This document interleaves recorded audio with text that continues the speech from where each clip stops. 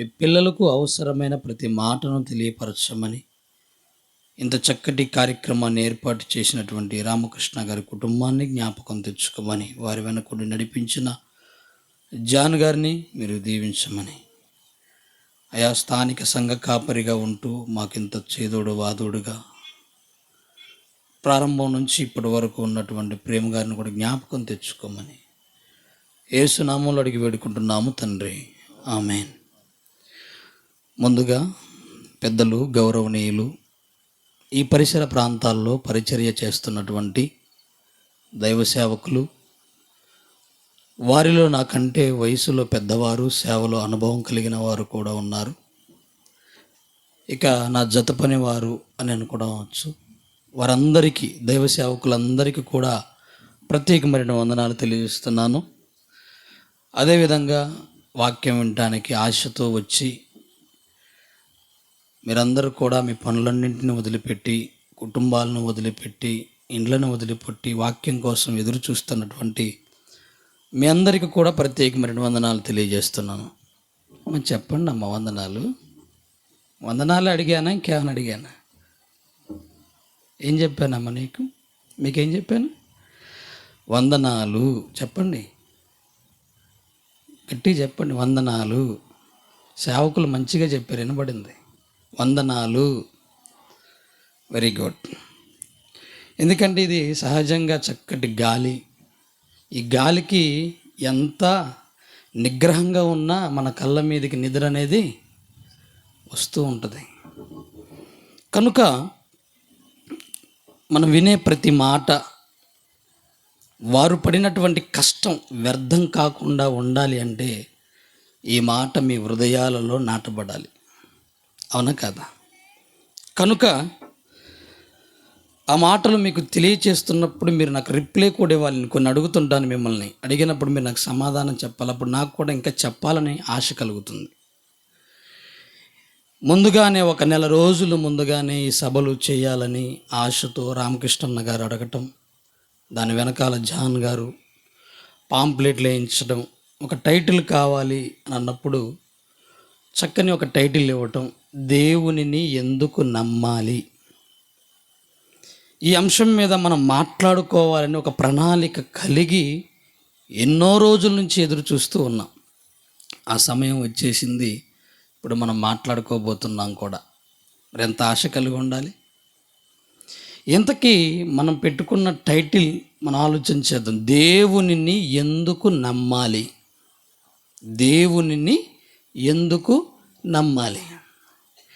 ఎందుకంటే అండి, దైవ సేవకులు ప్రతి గ్రామానికి వెళ్ళి, ప్రతి పట్టణానికి వెళ్ళి సువార్త చేస్తూ, కొడుతున్నా, తిడుతున్నా, అవమానపరుస్తున్నా, వీరు ఈ పరిచర్యలో కరపత్రికలు పంచుతూ ప్రతి గ్రామంలో క్రీస్తుని నమ్మండి, నమ్మండి, నమ్మండి, నమ్మండి, నమ్మండి, దేవుణ్ణి నమ్మండి, దేవుని నమ్మండి, దేవుని నమ్మండి అని చెబుతుంటే, కొందరైతే ఇలా చెబుతున్నప్పుడు దాడి చేస్తే చచ్చిపోయిన వాళ్ళు కూడా ఉన్నారు. ఎందుకు ఇంత కష్టంగా, ఎందుకు ప్రతి మనిషికి ప్రతి గ్రామంలోనికి వెళ్ళి దేవుణ్ణి నమ్మమని చెప్పాలి? మీరు ఉద్యోగాల కోసం మీరు బాగా చదవండి అని ఇక ఇప్పటి నుంచి ప్రారంభం అవుతాయండి. స్కూల్ వాళ్ళు కానీ, కళాశాల వాళ్ళు కానీ, యాజమాన్యం వారు ప్రతి గ్రామంలోనికి పంపిస్తారు వాళ్ళ టీచర్స్ని. మీ పిల్లలు బాగా చదువుకుంటారు, మా కాలేజీకి పంపించండి. మీ పిల్లలు బాగా చదువుతారు, మా స్కూల్కి పంపించండి అని.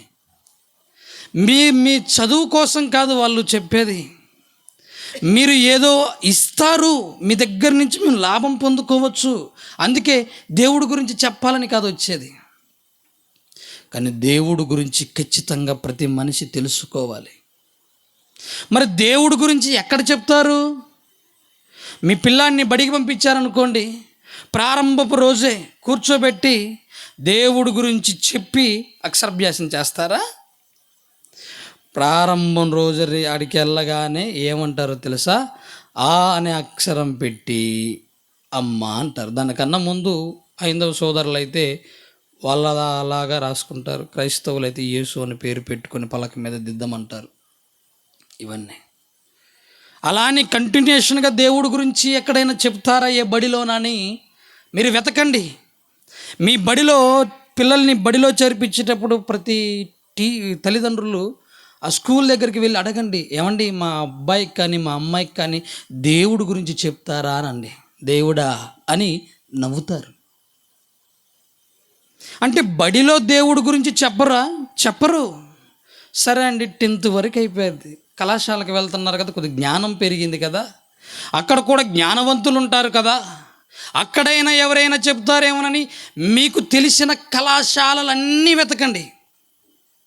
అక్కడేమైనా దేవుడి గురించి చెప్తారంటే అక్కడ కూడా దేవుడి గురించి ఊసుండదు.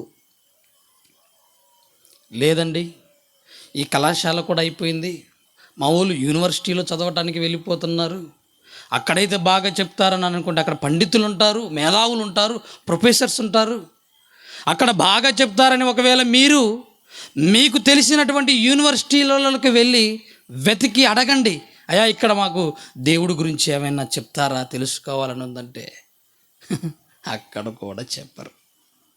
మరి దేవుడి గురించి చెప్పేది ఎక్కడా? బడిలో చెప్పక, కళాశాలలో చెప్పక, యూనివర్సిటీలలో చెప్పక దేవుడి గురించి ఈ ప్రపంచం అంతా ఏమైపోయిందంటే దేవుడు అనేవాడు లేడుక అని అనుకొని ఆగిపోయిన వాళ్ళు కొంతమంది అయితే ఇక దేవుడి గురించి తెలుసుకోవాల్సినంత అవసరతే లేదనుకొని మనలాంటి వాళ్ళు సువార్త చేస్తున్నప్పుడు, ఆ ప్రాంతాలకు వెళుతున్నప్పుడు వాళ్ళు చేస్తున్నటువంటి దాడులు అందుకేనండి. మరి దేవుణ్ణి ఎందుకు నమ్మాలి? ఆ దేవుడి గురించి మనం ఎందుకు చెప్పుకోవాలి? ఎందుకు డిస్కషన్ చేయాలి?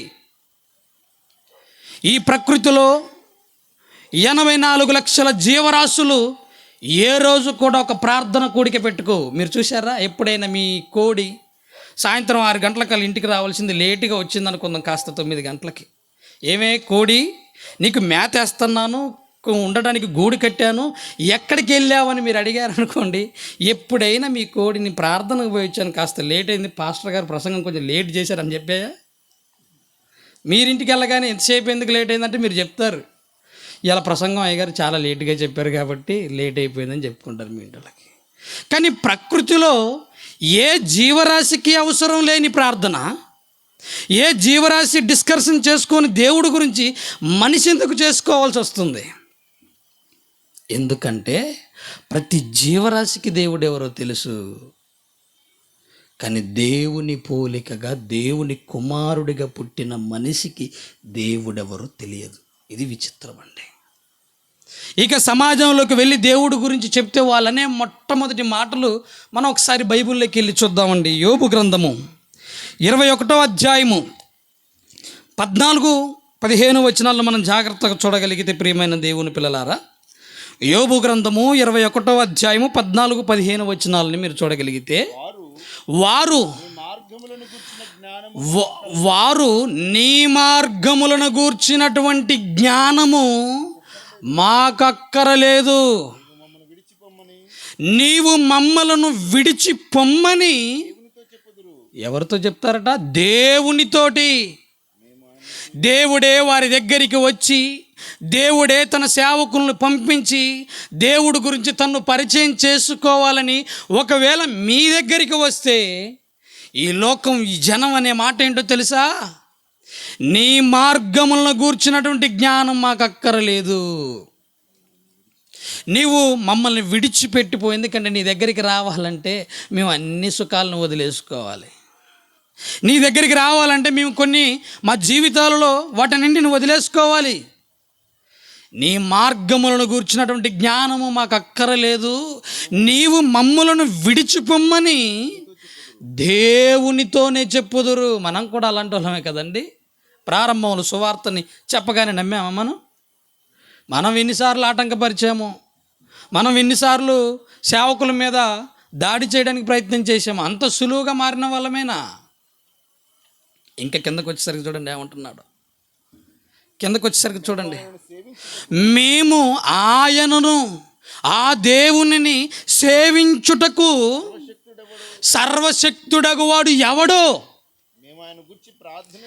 మేము ఆయనను గూర్చి ఆయనకి ప్రార్థించుటకు ప్రార్థన చేయుట చేత మాకేం లాభం కలుగుతుంది చెప్పండి? మా గ్రామంలో ఒక సర్పంచ్ గారి దగ్గరికి వెళ్తే మాకు పింఛన్ అయిన వస్తుంది, ఒక ఎమ్మెల్యే గారి దగ్గరికి వస్తే ఒక ఇల్లన్న వస్తుంది, ఒక ముఖ్యమంత్రి గారి దగ్గరికి వెళ్ళామనుకోండి హెల్త్కి సంబంధించిన అంటారు కదా ఆరోగ్యశ్రీ లాంటిది ఆ ఫండ్ రిలీజ్ అవుతుంది. దేవుణ్ణి అడిగితే ఏమొస్తుందండి? ఈరోజు సమాజంలో ఉన్నటువంటి ఆలోచన అదే. ఈరోజు ప్రార్థన మందిరాలలో కూడా కరువు అయిపోయారు కదండి. విశ్వాసులు ఎలా అయిపోయారు? టయానికి వస్తారా ప్రార్థనకి, వాక్యం వింటారా, లాస్ట్కి ఆశీర్వాద ప్రార్థనకు వచ్చేస్తారు. దేవుడు రాయిస్తున్నాడండి, ఈ లోకం గురించి రాయిస్తున్నాడు, తన గర్భాన పుట్టిన పిల్లల గురించి రాయిస్తున్నాడు.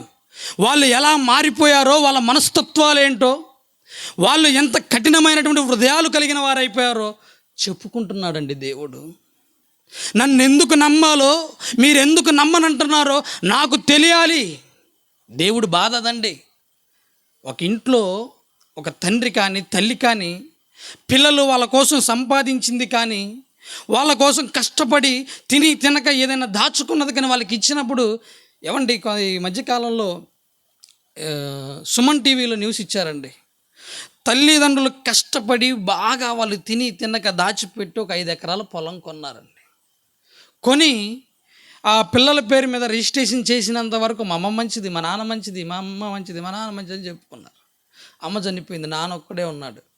2 అన్నదమ్ముళ్ళు, 2 కొట్టుకుంటారేమో నేను లేకపోతే, తర్వాత పెద్దోడికి పై పొలం, చిన్నోడికి కింద పొలం, మళ్ళీ వీటిలో గెట్లు పెట్టకపోతే ఇబ్బంది అయిద్దేమోనని పాపం 2 పిల్లలకి పెద్ద మనుషులు పిలిపించి కాగితాలు రాయించి వాళ్ళకి అప్పచెప్పాడండి. ఎప్పుడైతే అప్పచెప్పాడో ఆస్తి తన పేరు మీద ఏం లేదు. ఇక నాన్నను నువ్వు ఉంచుకోరా పెద్దోడా, నాకెందుకురా, నీ దగ్గరే ఉంచుకొని చిన్నోడా.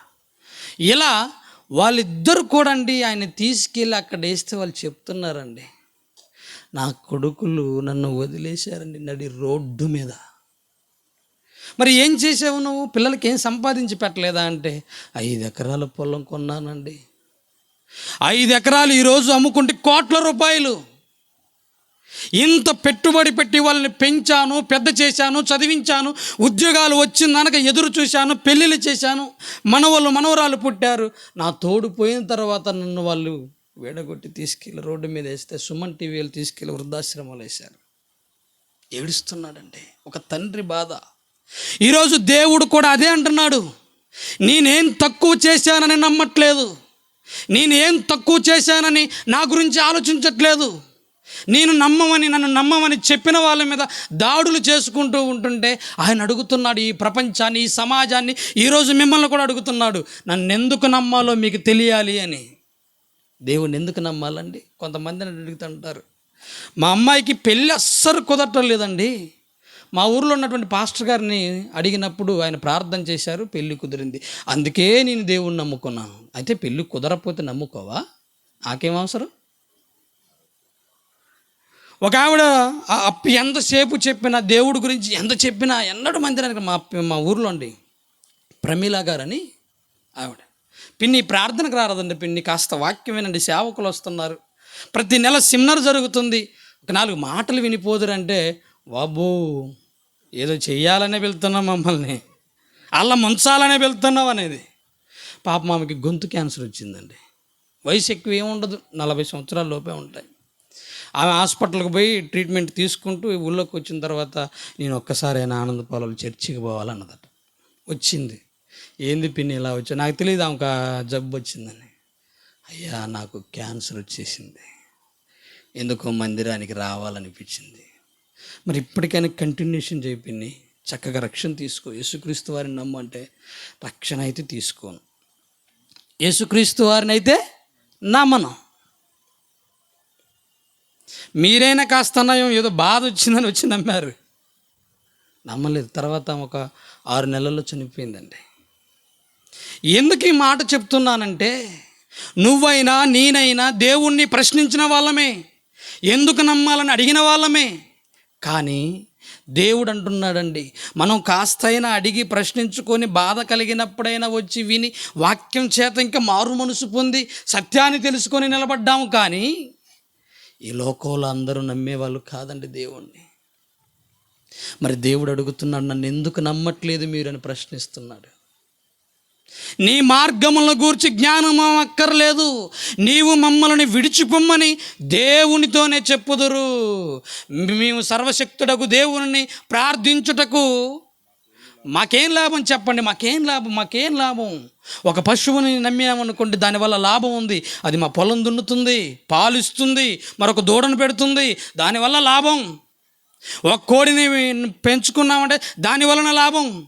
ఈ దేవుణ్ణి నమ్ముకోవడం వల్ల ఏం లాభం అని ప్రశ్నిస్తున్నారు.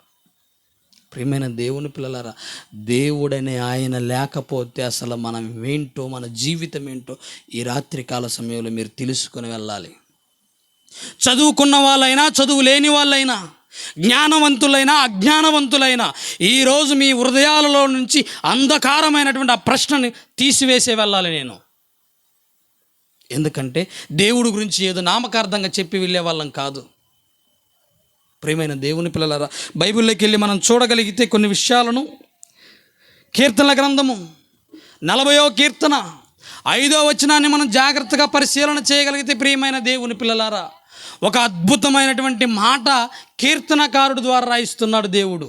కీర్తనల గ్రంథము 40వ కీర్తన 5వ వచనం ఏమంటున్నాడు తెలుసండి భక్తుడు?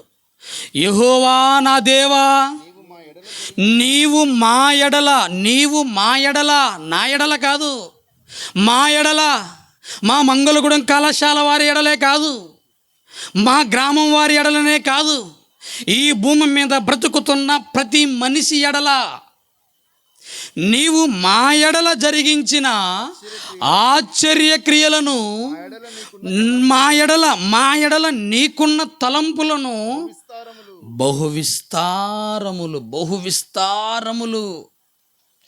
ఆయన మన కోసం చేసినవట బహువిస్తారములు. అయితే ఆయన అనుకుంటున్నాడు, నీవు మా కోసం చేసినవి చాలా ఉన్నాయి, మా మీద కూడా నీకు ఆశలు చాలా ఉన్నాయి. అయితే కింద వాటిని వివరించి చెప్పుదనని అనుకొంటినా అవి మాకు లెక్కకు మించి ఉన్నవి. మా ఎడల నీవు చేసిన ఆశ్చర్య క్రియలు లెక్కకు మించి ఉన్నవి. మా ఎడల నీకున్న ఆలోచనలు లెక్కకు మించి ఉన్నవి. ఎప్పుడైనా అడిగారండి దేవుణ్ణి, అయ్యా నా మీద నీ ఆలోచన ఏంటి, నీ ఒపీనియన్ ఏంటి? భార్య అంటుందండి, ఏవండి నా మీద మీ ఒపీనియన్ ఏంటి? పెళ్లి రోజు ఏముంది, 25 సంవత్సరాల నుంచి వెళ్తున్నాను కదా, ఈ సంవత్సరం కూడా గడవని. పెళ్లి రోజు భర్త విషయంలో ఏముందండి, జీవితం ఏదో అలా గడిచిపోతుంది అంటుంది. దేవుడు నీ విషయంలో జరిగించిన ఆశ్చర్య క్రియలు ఏంటో, అవి ఎలా ఉంటాయో, ఎందుకు ఆయన చేశాడో అని ఎప్పుడైనా అనుకున్నావా? ఒక్కటైనా నేను ఆలోచించాలని. ఒక ఆవిడ ప్రార్థనకు వచ్చి మానేసింది. ప్రార్థనకు వచ్చి ఆ కుటుంబం ప్రార్థన మానేసింది. ఎందుకమ్మా ప్రార్థన మానేశారంటే, దేవుడు మాకేం చేశాడు? దేవుడు మాకేం చేయలేదు, అందుకే ప్రార్థన లేదు, ఏం లేదు. ఇప్పుడు పానం హాయిగా ఉందంటుంది. అబ్బా, ఎప్పుడు హాయిగా ఉందంట? దేవుణ్ణి వదిలిపెడితే. ఎందుకంటే దేవుణ్ణి వదిలిపెట్టామనుకోండి ఎలాగైనా బ్రతకొచ్చు ఇష్టానుసారం. దేవుడి దగ్గరకు వచ్చినాం అనుకో, చుట్ట బంద్ చేయాలి, సిగరెట్ బంద్ చేయాలి, తాగుడు బంద్ చేయాలి, అంబర్ బంద్ చేయాలి. అవునా కాదు చెప్పండి? భోజన విషయాల్లో కూడా ఎన్ని నియమాలు, పద్ధతులు. నువ్వు ఎక్కడికైనా వెళ్ళాలని ఎంత నిజంగా ప్రతిదీ నిజాయితీగా ఉండాలి. ఇప్పుడు అదన్నీ వదిలేసినావు అనుకో, హ్యాపీ. ఏడు తిన్నా ఎవరేమన్నారు, ఏడు తాగినా ఎవరు ఏమన్నారు. ఇప్పుడు ఆగుంది పానం, అమ్మ ఆగు 4 రోజులు, ఈ లోకాన్ని విడిచిపెట్టి అప్పుడు ఉంటుంది నీ సంగతి. అవునా కదా చెప్పండి? దేవుని నమ్మటం వల్ల మనకేంటి లాభం? ఎందుకు నమ్మాలి? ఆయన చేసిన ఆశ్చర్యక్రియలను ఒకనాడు కీర్తనాకారుడు లెక్కించాలనుకున్నాడు.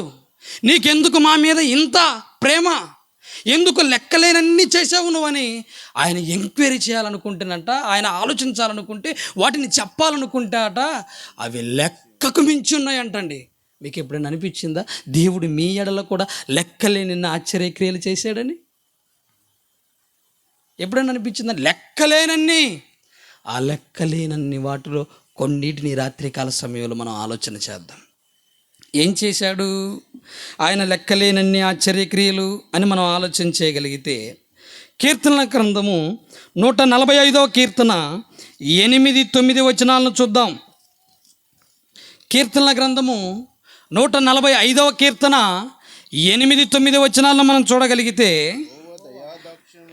దేవుడు గురించి, ఆయన గుణగణాల గురించి చెప్తున్నాడండి భక్తుడు. యెహోవా అనగా దేవుడు దయాదాక్షిణ్యాలు కలిగినవాడు. ఆయన నువ్వెన్ని పాపాలు ఈ భూమి మీద చేస్తున్నా నిన్ను రక్షించుకోవడానికి నీ మీద ప్రేమ కలిగి, దయాదాక్షిణ్యాలు కలిగి ఏం చేస్తున్నాడట? దీర్ఘశాంతము కలిగి ఉన్నాడు. దీర్ఘశాంతుడు, కృపాతిశయము కలిగిన వాడు. నువ్వు అడిగినవన్నీ ఇవ్వటానికి, కృప చూపడానికి సిద్ధంగా ఉన్నాడు. ఇంకా యెహోవా అందరికీ ఉపకారి. యెహోవా అందరికీ ఉపకారి అంటే దేవుడు ఏం చేస్తాడని అర్థం? ఉపకారం. మనం ఏం చేస్తాం? అపకారం. అబ్బా, మేలు చేసినోడిని కూడా మనం 99 మేలులు చేసి ఒక్కటి చేయలేదు, ఏదో పొరపాటున లేక. మనం ఆ 99 చేసిన వాటిని చెప్తామా? ఆ 99 పక్కన పెట్టి ఈ ఒక్కదాని కోసం ఏలాడబడుతూ ఎన్ని చెప్తామండి ఆ మనుషుల గురించి. దేవుడు అంటున్నాడు, నేను మీ అందరికీ ఉపకారిని. ఉపకారం చేసేవాడిని, ఉపకారం చేసేవాడిని, మేలు చేసేవాడిని. మీరు నన్ను ఎందుకు నమ్మట్లేదు? దేవుడు అడుగుతున్నాడు. మీరు అడగరండి? మిమ్మల్ని ఎవరైనా నమ్మలేదు అనుకోండి, నేనేం చేశానో చెప్పు, నాకు ముందు నాకు తెలవాలి. నువ్వు నన్ను చూస్తే ముఖం అలా తిప్పుకొని ఎందుకు పోతున్నావు? నా గురించి చెప్తే ఎందుకు హేళనగా నవ్వుతున్నావు? నా గురించి ఏదైనా చెప్తే ఎందుకు నువ్వు ఇలా ఉంటున్నావని అడుగుతావే అందరినీ. దేవుడు అడగడనుకుంటున్నావా నువ్వు? నేను ఉపకారిని. ఏమండి, భూమి మీద ఉన్నటువంటి పరోపకారులని కొన్నిటిని అంటారు. ఏంటి చెప్పండి? పరోపకారులు అంటే చెట్లు. దానికి నువ్వు ఎంత అపకారం చెయ్యి, గొడ్డలు తీసుకుని వెళ్ళి కొమ్మని నరుకు. నా కొమ్మ ఎందుకు నరుకుతున్నావు? నీ మీద తిరగబడిద్దా? మౌనంగా ఉంటుంది. మొదలు నరికేయి. నీకు గుమ్మానికి చెక్క కావాలనో, తలుపులు కావాలనో, ఇంకేదో కావాలనో, ఆ చెట్టు మొదలు నరికినది ఏమీ అనదండి. అది చచ్చిపోతూ కూడా నీకు ఉపయోగపడాలని కోరుకుంటుంది. అందుకే వీళ్ళు ఏం చేశారంటే, ఎంత అపకారం మనం చేసినా మనకు ఉపకారమే చేస్తుంది కనుక దానిని పరోపకారులు అని పేరు పెడదామని నామకరణం చేశారు. మరి దేవుడేమంటున్నాడు?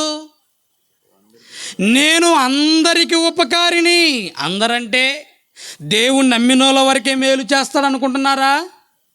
దేవుణ్ణి నమ్ముకొని ప్రార్థనకి వచ్చి రక్షణ తీసుకునే వాళ్ళకు మాత్రమే ఆయన ఉపకారం చేస్తున్నాడు అనుకుంటున్నారా? నేను అందరికీ ఉపకారిని. నేను ఉపకారం చేసేటప్పుడు మతం అవసరం లేదు, కులం అవసరం లేదు. ఇది మనం పెట్టుకున్నవి. భేదాలు అవసరం లేదు, పట్టణాలు భేదాలు అవసరం లేదు. ఎందుకంటే ఈరోజు చూడండి, తెలంగాణ ఆంధ్ర నీటికి అడుకొట్టుకుంటున్నారు. భేదాలు మనం పెట్టుకున్నవి. దేవుడు ఉపకారం చేసే విషయంలో అందరికీ ఉపకారిని నేను. నన్నెందుకు నమ్మవు నువ్వు? ఉపకారం చేసేవాడిని నమ్మటం లేదంట. ఏం చేశాడు ఆయన ఉపకారం మనకి? ఏం చేశాడు? అంతే కదండి, మనం ప్రశ్నిస్తాం కదండి. మళ్ళీ నువ్వేం చేశావు? నాకు చేసిన మేలేంటి చెప్పు, ఒకసారి చెప్పు చెప్పు చెప్పు అని అంట. నిజంగా అండి, ఒక భక్తుడు అంటున్నాడు, ఆయన చేసినటువంటి మేలులు బహు విస్తారములు అంటున్నాడు. ఇక్కడికి వచ్చేసరికి ఆయనేమో నేను అందరికీ ఉపకారిని ఆయన అంటున్నాడు. అందరంటే మంచోడు ఉంటాడు, చెడ్డోడు ఉంటాడు, అంతే కదండి.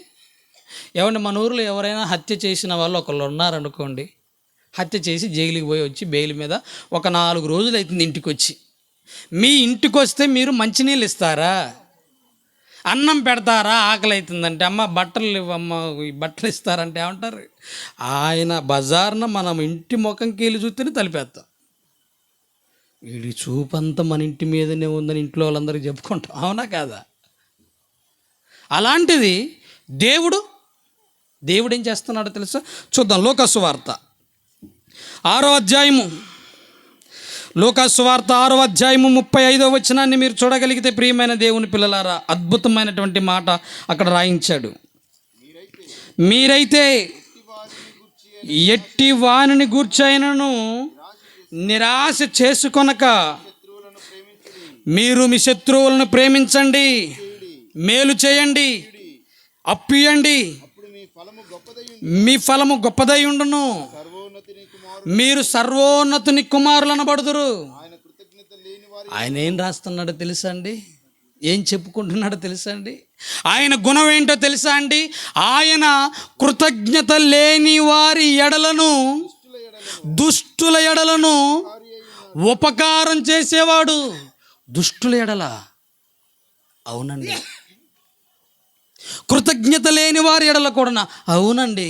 ఏమండి, కృతజ్ఞత అంటే థ్యాంక్స్ చెప్పడం అండి. నువ్వు చేసిన మేలుకి థ్యాంక్స్ అండి అంటారు చూడండి. ఎండలో పోయి వస్తున్నావు అనుకోండి, అమ్మ కొన్ని మంచినీళ్ళు ఇస్తారా అంటే ఏం చేస్తారు మీరు? మంచినీళ్ళు తాగిన తర్వాత, అమ్మ మా అమ్మ మంచిది, థ్యాంక్స్ అమ్మ, చల్లగా ఉండాలి అంటారు కదా. అది కృతజ్ఞత అంటారు. మరి దేవుడు ఏం చేస్తున్నాడో తెలుసా? తన ఎడల, కృతజ్ఞత లేని వారి ఎడల, కృతజ్ఞత అంటే నమ్మటం లేదు, మేలు చేసిన నమ్మడం లేదు, జీవం ఇచ్చిన నమ్మడం లేదు, బ్రతికిచ్చిన నమ్మడం లేదు. నమ్మకపోయినా మిమ్మల్ని చంపుకోవాలనుకోవట్లేదట ఆయన. బా, యాట్సాప్ అండి ఆయనకి. నీ ఎడల మీ ఇంట్లో వాళ్ళే 1-2 సార్లు నీ మీద తిరగబడితే తట్టుకోలేక చంపాలనుకుంటుంది ఈరోజు ఈ లోకం, చంపాలనుకుంటుంది. ఈ మధ్యకాలంలో కోర్టులో కేసు వేసిందండి ఒక భార్య భర్త మీద. ఏంటి ఆ కేసు అంటే, భర్త అన్నాడంట, అమ్మాయి ఇంట్లో ఆ ఇంటి పనులు చేయాలి, నువ్వు చేయకపోతే ఎట్లా అన్నాడంట. అంతే. దానికి గృహహింస కింద కేసు పెట్టేసింది. కోర్టుకి వెళ్ళింది. జడ్జి గారు చూస్తున్నారు, ఏంటి విడాకులు అప్లై చేసుకున్నారు, ఏంటి పరిస్థితి అని ఆరా తీస్తే, ఏమయ్యా అడుగుతారు కదండి కోర్టులో, ఇద్దరిని ముద్దాయిల్ని పిలిచి ఏంది సమస్య అని అడిగితే, అయ్యా నేనేమనలేదు, నా భార్యని బాగా ప్రేమించాను, ఇష్టపడ్డాను, కానీ సమయానికి అన్నం వండటం లేదు, సమయానికి ఇల్లు శుభ్రం చేయట్లేదు, బట్టలు ఉతకట్లేదు, ఏం చేయాలి అర్థం కాదు, ఇంటి పని చేయరాదు అని అన్నాను అంతే, చేయకూడదు, చేసుకోలేదట. ఇంకా ఏదో తిట్టను కూడా తిట్టలేదట. ఆ మాట అన్నందుకే నన్ను ఇంటి పనులు చేయమంటావా అని కేసు పెట్టింది. ఎంత విచిత్రమో చూడండి. ఏమండి, కృతజ్ఞత లేదు. దేవుడైతే నా ఎడల మీరు కృతజ్ఞత లేకపోయినా, దుష్టులుగా ఉంటున్నా, నేను మీ విషయాలలో ఉపకారినై ఉంటే నన్నెందుకు మీరు నమ్మట్లేదని అడుగుతున్నాడని. దేవుడిని ఎందుకు నమ్మాలో చెప్తున్నాను, ఎందుకు నమ్మట్లేదు అడుగుతున్నాడు దేవుడు. ఇంకొక మాట చూపమంటారా? ఎజ్కేల్ గ్రంథం మీరు చూడగలిగితే 18వ అధ్యాయం 23వ వచనం.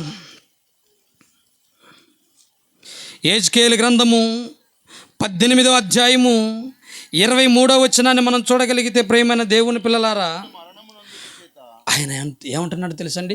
దుష్టులు మరణము నొందుట చేత నాకేమాత్రమైన సంతోషము కలుగునా? దుష్టుడిగా చచ్చిపోకూడదు, ఒక దొంగగా చచ్చిపోకూడదు, ఒక వ్యభిచారిగా చచ్చిపోకూడదు, ఒక లంచగొండిగా చచ్చిపోకూడదు. వాళ్ళందరూ కూడా మారు మనసు పొంది ఒక మంచి మనిషిగా బ్రతికి చచ్చిపోవాలి. అదండి దేవుడు కోరుకున్నది. వాళ్ళు మారు మనసు పొందేంత వరకు, వాళ్ళ జీవితాలలో మార్పు వచ్చేంత వరకు కూడా నువ్వు ఎలా బ్రతికినా సరే నీకు అన్నీ అందిస్తున్నాడట ఆయన. ఎంత గొప్పోడండి ఆయన. దుష్టుల మరణమునందుట చేత నాకేమాత్రమైన సంతోషము కలుగునా? వారు తమ ప్రవర్తనను దిద్దుకొని బ్రతుకుటయే నాకు సంతోషం. ఏ మాట చెప్పేవాళ్ళు ఎవరైనా ఉన్నారా చెప్పండి?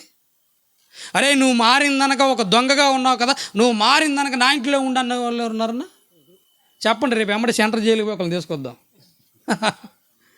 ఎవరినైనా, ఒక లంచగొండిని, ఒక దొంగని. కానీ దేవుడు ప్రేమ అలాంటిదండి. ఎంత ప్రేమ చూపెట్టినా మీరు నన్ను ఎందుకు నమ్మట్లేదు, అదండి ఆయన బాధ. నేను ఇంత చేసినా మీరెందుకు నమ్మట్లేదు, అదంటే ఆయన బాధ. ఏమంటే నిజంగా ప్రియమైన దేవుని పిల్లలారా, దేవునిని నమ్మని శాస్త్రవేత్తలకు నిజంగా మేము బైబిల్ ఓపెన్ యూనివర్సిటీలో ఈ విద్యను అభ్యసించినందుకు ఎంతో సంతోషపడతామండి. దేవుని నమ్మడానికి ఏదో కారణాలు వెతుక్కోవడం లేదు, దేవుణ్ణి ఎందుకు నమ్మమని ప్రశ్నించి చెప్తున్నాం ఈరోజు మేము. బ్రతిమిలాడు కాదు, నువ్వు నమ్మాలి ఖచ్చితంగా. ఆయన నీకు ఇన్ని ఉపకారాలు చేసి ఇన్ని మేలులు చేసి నిన్ను బ్రతికిస్తుండే నిన్ను బ్రతిమిలాడి చెప్పాల్సిన అవసరం ఏంటి చెప్పండి. చూస్తారా ఒకసారి జైశాల్ గారు వారు శాస్త్రవేత్తలకు ఎలాంటి మాటలు ఎలాంటి పాటలు అందించారో మీరు ఒకసారి తెర మీద ఈ పాటను తిలకించగలిగితే ఒకసారి చూడండి ప్రియమైన దేవుని పిల్లలారా.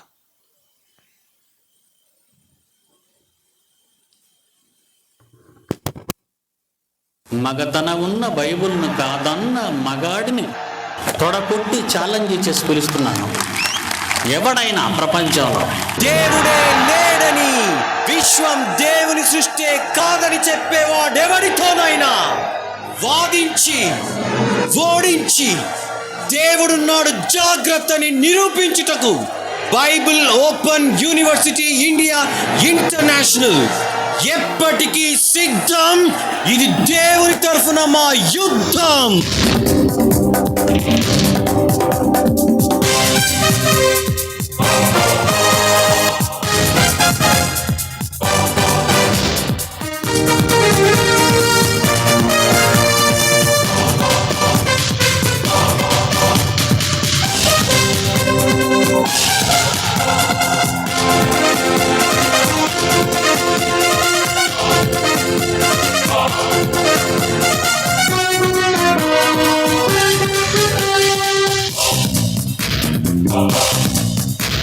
ఇది దేవుడు ఉన్నాడని తెలిపే యుద్ధం, ఆయన తరఫున వాదించుటకేనే సిద్ధం. ఇది దేవుడు ఉన్నాడని తెలిపే యుద్ధం, ఆయన తరఫున వాదించుటకేనే సిద్ధం. నువ్వు హేతువాదివైనా నాస్తికుడవైనా దేవుడున్నాడని మేమే ప్రకటిస్తాము. ఇది కాదని దమ్ము నీకుంటే ఓడిస్తాము. దేవుడున్నాడు జాగ్రత్త, క్రైస్తవుడు ఉన్నాడు జాగ్రత్త. ఇది దేవుడు ఉన్నాడని తెలిపే యుద్ధం.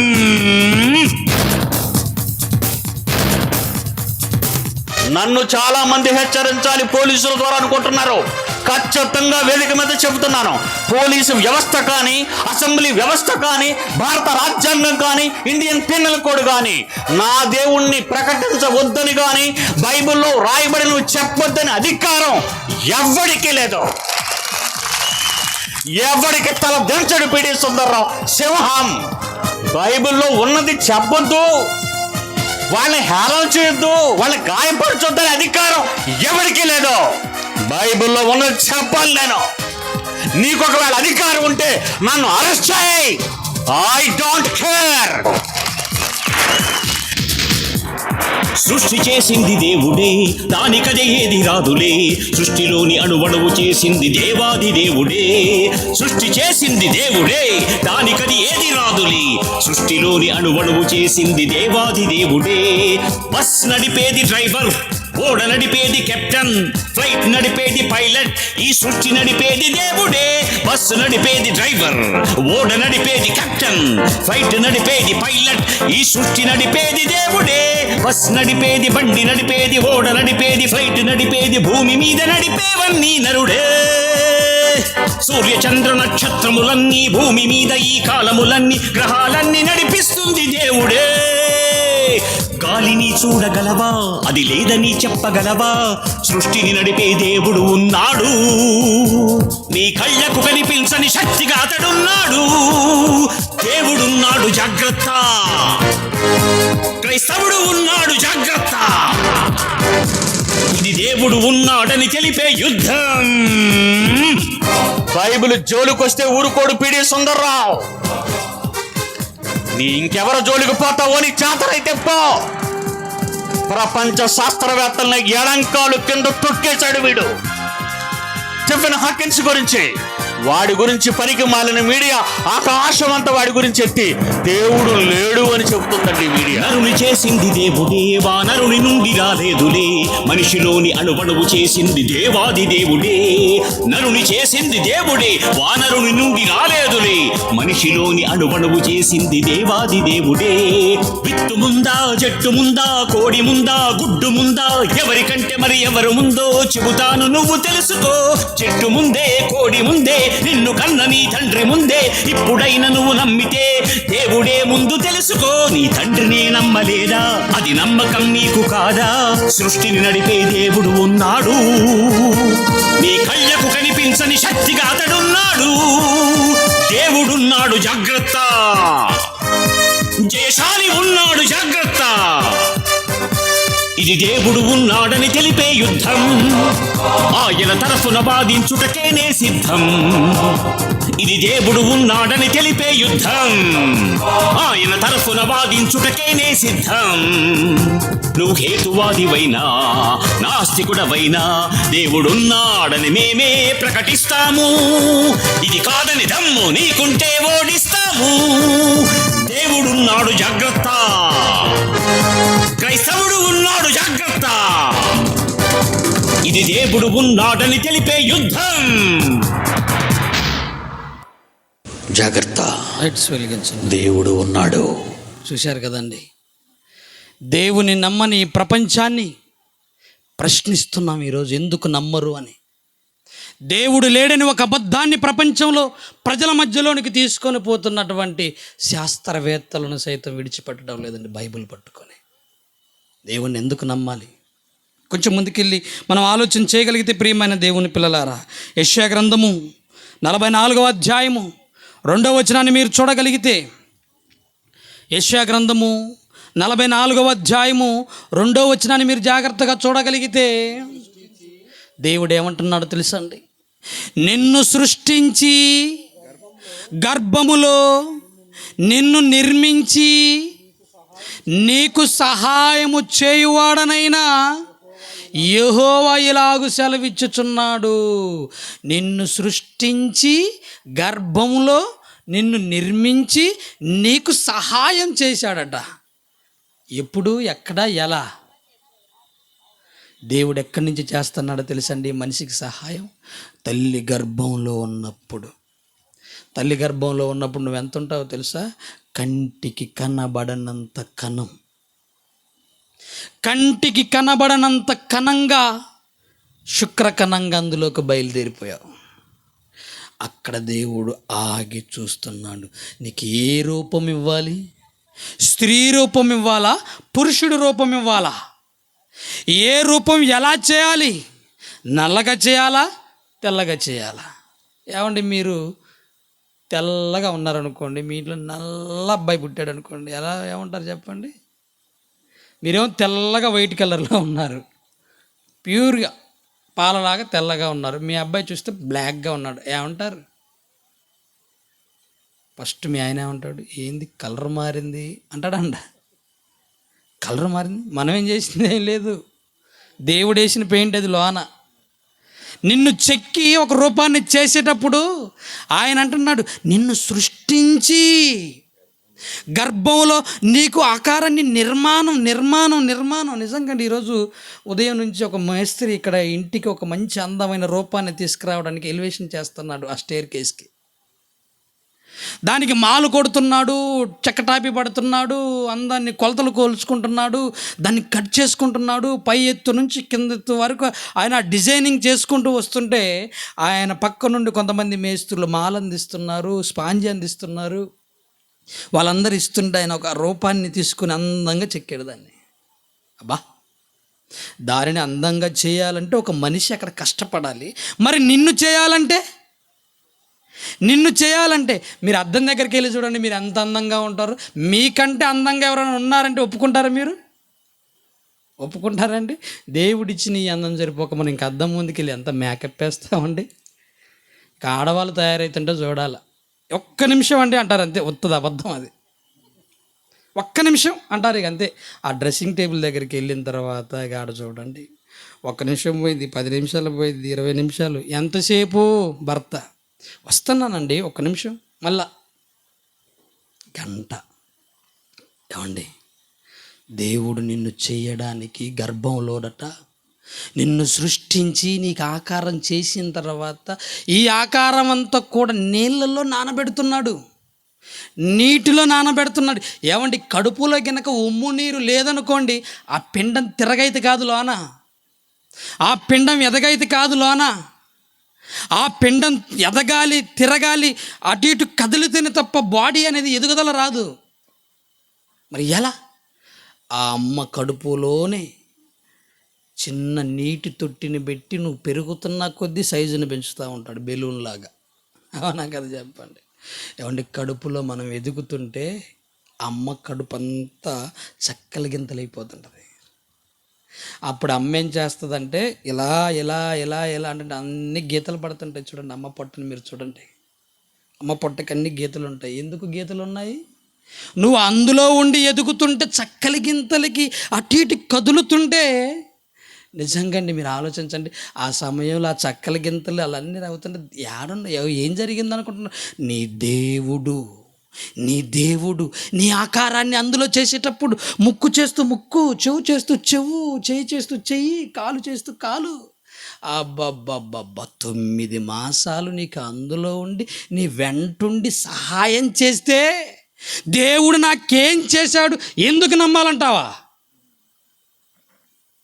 9 నెలలు ఎవరు సహాయం చేశారు? మీకు కడుపులోనే చెవులు వచ్చాయా? అమ్మ కడుపులోనే వచ్చాయా? బయటకు వచ్చిన తర్వాత డాక్టర్ ఏమైనా పెట్టాడా? ముక్కు చెప్పండి. మా అమ్మమ్మ ముక్కు అండి చేసి ఆడ పెట్టిపోయింది, ఆమె పోయిన తర్వాత ఉంది కడి చేసి ఏడించారు, నాకు అతికిచ్చారంటారా? ముక్కైనా, కళ్ళైనా, చెవులైనా, నోరైనా అన్ని కడుపులోనే. మరి అందులో నీళ్ళున్నాయి, నీ చెవులకు పోలేదా? దేవుడు ఇలా దాచిపెట్టాడు. తలస్నానం చేపిస్తుంటే మా బాబుకి వాడు ఇలా మూసుకుంటాడు చెవులు అన్నట్లా. ఎందుకు? ఆ నీళ్ళు కళ్ళలోకి పోకూడదు, చెవులోకి పోకూడదు. మరి కడుపులో వాడు మూసుకునేంత, ఇట్లా చెవులు మూసుకునేంత తెలివి ఉంటుందండి? సహాయం చేస్తున్నాను నేనే సహాయం చేశాను. ఒకవేళ ఆ తల్లి గర్భంలో గినక నేను సహాయం అనేది చెయ్యకపోతే ఇప్పుడు ఈ భూమి మీద ఈ మైదానంలో నువ్వు కూర్చునేవాడివి కాదంటాడు. అంతే. అంత సహాయం ఆయన చేస్తే నేను ఎందుకు నమ్మాలని అడగటానికి అసలుకి మనకు నోరు ఎలా వస్తుంది చెప్పండి? దేవుని నమ్మంటే బాధ తెలుసుకో అసలుకి కాస్త అయినా చెప్పండి. మళ్ళీ చదవండి, వచ్చిన ఒకసారి మీరు చదవగలిగితే ప్రియమైన దేవుని పిల్లలారా. నిన్ను సృష్టించి గర్భంలో నిన్ను నిర్మించి నీకు సహాయము చేయవాడనైనా యెహోవా నేనేనయ్యా. నీకు సహాయం చేసింది నేనే. ఎవరు చేయలేదా? నాన్న చేయలేదా? అమ్మ మోసింది, కానీ అందులో కూడా నేనే ఉండి చేశాను సహాయం. నేను చేశాను. దేవుడు అడుగుతున్నాడు, ఎందుకు నమ్మవు నువ్వు నన్ను? ఇంత మేలు చేసినా, ఇంత సహాయం చేసినా నువ్వెందుకు నమ్మట్లేదు అంటున్నాడండి దేవుడు. ఎంత బాధ అనిపిస్తుందో తెలిసి ఈ మాట చదువుతున్నప్పుడు. ఒక మనిషి అడుగుతుంటే మనకి జాలనిపిస్తుంది. రే నీకోసం ఎంత కష్టపడ్డాడు నీకేమెరకరా మీ నాన్న, మాకు తెలుసు అంటారు. మరి నీ దేవుడు గర్భంలో నిన్ను, గర్భంలో నీ కుమారుల్ని, గర్భంలో నీ తండ్రిని, నీ తల్లిని, నీ తాతలను, ముత్తాతలను వీళ్ళందరినీ చేసుకుంటా తరతరాల నుంచి తీసుకొని వస్తున్నాడే. మిమ్మల్ని ఇక్కడ నిలబెట్టడానికి ఎన్ని తరాలను సృష్టించుకుంటూ వచ్చాడండి. ఆయన నమ్మమంటే నేను ఎందుకు నమ్మాలడుగుతున్నారంటే నిజంగా అండి ఎలా ఉందో ఆలోచించండి ఆ మాట. ఎంత సహాయం చేశాను, మీరు నన్ను నమ్మరా మీరని అడుగుతున్నాడండి దేవుడు. ఇంకా కొంచెం ముందుకెళ్ళి మనం చూడగలిగితే కీర్తనల గ్రంథము 139వ కీర్తన 16వ వచనాన్ని జాగ్రత్తగా చూద్దాం. మొదటి వర్తమానంలో ఉన్నాం కదండి. 139వ కీర్తన 16వ వచనాన్ని జాగ్రత్తగా చూడగలిగితే భక్తుడు రాస్తున్నాడండి, నేను పిండమునై ఉండగా దేవుని యొక్క కన్నులట ఆ పిండాన్ని చూస్తున్నాయట. నేను పిండమునై ఉండగా నీ కన్నులు నన్ను చూచెను. నాకు నియమింపబడిన దినములు అంటే ఆయుష్కాలం ఏదైతే ఉందో నియమింపబడిన దినములలో ఇంకా ఒక్కటైనను కాకమునిపే నా దినములన్నీ కూడా నీ గ్రంథములో లిఖితములాయను. ఏవండి మనిషి ఆయుష్కాలాన్ని ఎక్కడి నుంచి లెక్క కడతారో తెలుసా? డెలివరీ అయిన తర్వాత. అవునా కదా చెప్పండి. ఏ రోజైతే డెలివరీ అవుతావో అదే రోజు అదే సంవత్సరాన్ని జ్ఞాపకం తెచ్చుకుంటూ మరలా 12 నెలలు గడిచిపోయిన తర్వాత బర్త్డే అంటావు అంతే. మరి తల్లి గర్భంలో ఉన్నప్పుడు ఊపిరితోటే ఉన్నావు, తల్లి గర్భంలో ఉన్నప్పుడు ప్రాణంతో ఉన్నావు. అది లెక్క లేదా?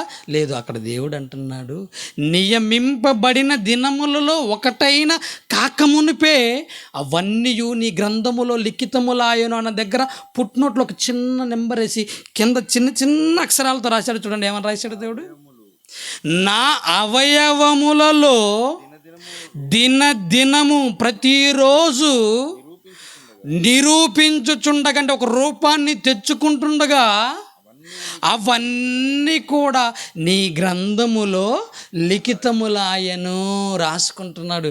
అబ్బా, ఈరోజు సరోజనమ్మ గారికి కాలు తయారు చేశాను, ఈరోజు ఎంకమ్మ గారికి చెయ్యి చేశాను. అబ్బబ్బబ్బబ్బా, నిన్ను నన్ను తల్లి గర్భంలో ఉన్నప్పుడు ఆయన ఒక బుక్కు పట్టుకొని ఎన్ని రోజులు ఈ గర్భంలో ఉండాలని రాసుకుంటున్నాడు. కొంతమంది 9 నెలలు ఉండరు, ముందే వచ్చేస్తారు 7 నెలల్లో. లేరండి? నువ్వు రూపింపబడుతుంటే నీ ఆకారాన్ని ఎంత సైజు పెరగాలో, ఎంత సైజు చేస్తే నువ్వు బలంగా ఉంటావో ఆయన రాసుకుంటున్నాడండి. నీకు అప్పుడప్పుడు ఆయన ఏంటో అర్థం కావాలని మన మధ్యలోనూ కొంతమంది అంగహీనులైన వాళ్ళు ఉంటారు, వాళ్ళని చూడండి. వాళ్ళను కూడా ఆయనే సృష్టించాడు. చెప్తాడనమాట ఆయన, వీళ్ళలాగా సృష్టించాననుకో నువ్వేమైపోదువు నాయనా అని జ్ఞాపకం చేయడానికి, వీరిలాగా సృష్టించానుకో నువ్వు ఎక్కడుంటావు నాయన అని జ్ఞాపకం చేయడానికి. వారు మనకు ఒక పాఠాలు. కుంటివాడిని చూసి రే కుంటోడా అనమాకు, గుడ్డివాడిని చూసి గుడ్డివాడా అని అనమాకు, వారు నీకు పాఠాలు. దేవుడు అంటున్నాడండి, నిన్ను చేసేటప్పుడు నేను ఎంత జాగ్రత్తగా చేసుకున్నానో తెలుసా? నా స్నేహితుడండి, మా ఊర్లో ఒక కుమ్మరివానికి ఇంటికి ఎదురుగా ఉంటాడు, నా స్కూల్ ఫ్రెండ్. ఒకరోజు వాళ్ళ ఇంటికి వెళ్ళాలనిపించి వెళ్తే ఆయన ఇంటికి ఎదురుగా కుండలు చేస్తున్నారు. నేను బయట బైక్ మీద ఉండి అటు చూస్తున్నాను. చూస్తుంటే ఆయన మంచిగా ఇంత మట్టి ముద్ద తీసుకొని ఆ సారె మీద పెట్టి గిర్ర గిర్ర గిర్ర తిప్పి ఆ మట్టి మీద చేతులు ఇట్లా పెట్టాడండి. ఆ చిన్న మట్టి ముద్ద కాస్త ఒక మంచి ఆకారానికి పైకి లేస్తుంది. ఈలోపు వాళ్ళ ఆవిడ ఏవండి అని అన్నది. అన్నాడు, అంతే అన్నాడు. మళ్ళా గిన్నె నీళ్ళు తీసుకున్నాడు, మళ్ళీ చేస్తున్నాడు. ఈలోపు మళ్ళీ అంటుంది ఏమండి అనగానే కోపం వచ్చేసింది ఆయనకి. ఆ మట్టి ముద్దని ఒక్కడు కొట్టాడు. కొంచెం మంచి ఆకారం రాగానే వీకి చిరాకు పెడుతుంటే ఒక దెబ్బ కొట్టాడే. నీ ఆకారం చేసేటప్పుడు నువ్వు ఎన్నిసార్లు మీ అమ్మగారు కానీ మీ నాన్నగారు కానీ దేవుణ్ణి ఎంత ఇబ్బంది పెట్టుంటారు, ఎన్ని మాటలని ఉంటారు. ఎప్పుడైనా అన్నన్ని మాటలను నీ సంగతి ఎంతో చూస్తానని మిమ్మల్ని ఏమన్నా ఎలా చేశాడండి? ఇష్టంతో అలా ముద్దలు కొట్టి పనికి రాకుండా చేశాడా? లేదు కదండి. నేనెందుకు నమ్మాలంటావేంటండి దేవుణ్ణి? నేనెందుకు వెళ్ళాలంటే ప్రార్థనకు అంటావేంటండి? నేనెందుకు మందిరం దగ్గరికి వెళ్ళాలంటావేంటండి? దేవుడు నీకు సహాయం చేస్తున్నాడు, ఆయన సృష్టించుకున్నాడు. ఇంకా కొంచెం ముందుకెళ్ళి మనం చూడగలిగితే ప్రియమైన దేవుని పిల్లలారా, యెహెజ్కేలు గ్రంథము 16వ అధ్యాయము 4వ వచనాన్ని చూద్దాం. 4వ వచనం నుంచి యెహెజ్కేలు గ్రంథము 16వ అధ్యాయము 4వ వచనం నుంచి జాగ్రత్తగా చూడగలిగితే ప్రియమైన దేవుని పిల్లలారా, ఇక్కడ మనందరం కూడా ఇది అండర్లైన్ చేసుకోవాలి. నీ జన్మ నా జన్మను జ్ఞాపకం తెచ్చుకోవాలి. ఏమంటున్నాడు తెలుసా? నీ జనన విధము చూడగా. జనన విధము అంటే నువ్వు పుట్టిన నీ పుట్టుక, నీ జీవితాన్ని ఒక్కసారి ఆలోచించుకో అంటుంది బైబిల్లో. దేవుడు అంటున్నాడు, నీ జనన విధము చూడగా నీవు పుట్టిన నాడు నీ నాభి సూత్రము కోయబడలేదు. నాభి సూత్రం అంటే ఏంటమ్మా? నాభి సూత్రం అంటే బొడ్డుతాడు. మంగళసూత్రం అంటే తెలుసు కానీ నాభి సూత్రం ఏం తెలుసు అయ్యగారు అంటారా ఏంది? నాభి సూత్రం అంటే తల్లి పేగు కనెక్ట్ అయి ఉండిపోతుంది చూడండి మన బొడ్డుకి. నాభి సూత్రం ఆ తాడు కోయబడలేదు, ఇంకా కోయలేదు. ఇంకా శుభ్రమగుటకు నువ్వు నీళ్ళతో కడగబడను లేదు. వారు నీ బాడీలో నుంచి వచ్చే ఆ నీసు వాసనకి, ఆ మావంతా నీ ఒంటికి ఆనుకొని ఉంటే, అంటుకొని ఉంటే, తెల్ల తెల్ల మచ్చలుగా ఉంటే నిన్ను ఇంకెవ్వరు శుభ్రం చేయలేదు. నిన్ను అటు ఇటు మెదులుతున్నావని ఒకవేళ బట్ట చుట్టుదాం అనుకుంటే బట్ట కూడా చుట్టకపోయిరి. ఈ పనులలో ఒకటైనా నీకు చేయవలనని ఎవరునూ కటాక్షింపలేదు. నీ దగ్గరికి వచ్చి జాలిపడి అయ్యో అయ్యో అయ్యా అని జాలిపడిన వాడు కూడా ఒక్కడు లేడు. నీవు పుట్టిన నాడే తల్లి గర్భంలో నుండి బయటన పారవేయబడి చూడడానికి ఆ మావి పేగు ఆ జిగట పదార్థం చేత ఉమ్ము నీటి చేత నువ్వు చూడడానికి వద్దు అన్నట్టుగా ఉన్నావట, అసహ్యముగా ఉంటివి. అప్పుడట దేవుడు అంటున్నాడు, నేను ఆ పదం రాయించుకున్నాడు చూడండి ఆయన. అప్పుడు నేను నీ యొద్దకు వచ్చాను, మీ యొద్దకు వచ్చాను. నేను మీ యొద్దకు వచ్చి నీ రక్తములో పొర్లుచున్న నిన్ను చూచి, నీ రక్తములోనే పొర్లి ఉన్న నిన్ను చూచి ఆ రోజు ఏం చెప్పాడో తెలుసా? నీకైనా నాకైనా నువ్వు బ్రతకాలి. ఏమన్నాడు ఆయన? చెప్పండి. నువ్వు బ్రతకాలి. దేవుడు ఏమండి, ఈ ప్రపంచంలో ఎవరు ఈ మాట చెప్పిన మనిషి బ్రతకడండి. డాక్టర్ గారు వచ్చి చనిపోయిన ఆయన దగ్గరికి వచ్చి నువ్వు బ్రతకాలని ఆయన అంటే బ్రతకడు. బ్రతకమని చెప్పగలిగినటువంటి ఒకే ఒక్కడు దేవుడు. ఆ మాటకి బ్రతకగలిగేవాడు ఈ మనిషికి అది ప్రకృతి లేదనంతే. దేవుడి తప్ప ఎవరు చెప్పినా ఈ మనిషి భూమి మీద బ్రతకలేడండి.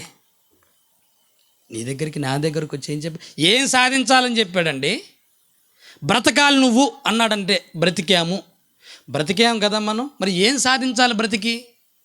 ఉద్యోగమా, వ్యాపారమా, ఇంకా ఏదైనా ఏం చేద్దాం? ఆ బ్రతుకు ఇచ్చిన దేవుణ్ణి తెలుసుకొని ఆయన కోసం నమ్మకంగా బ్రతకమని. ఇది కష్టమేనా? నిన్ను బ్రతకమని ఎందుకు చెప్పాడంటే చెప్పిన ఆయనను జ్ఞాపకం తెచ్చుకుంటావని, చెప్పిన ఆయనను స్మరిస్తావని, చెప్పిన ఆయన గురించి చెబుతావని. ఏవండి నిజంగా అండి, ఈరోజు సువార్త కార్యక్రమాలు చేయాలంటే ఎంత కష్టమైపోతుందో. ఒక సేవకులు సువార్తకు వెళ్ళాలంటే రారు. వస్తున్నావు దగ్గర నీకెందుకు 5 నిమిషాలు అంటారు అంతే, ఇక రాకపోగా ఇన్ని కారణాలు చెప్తారంటండి.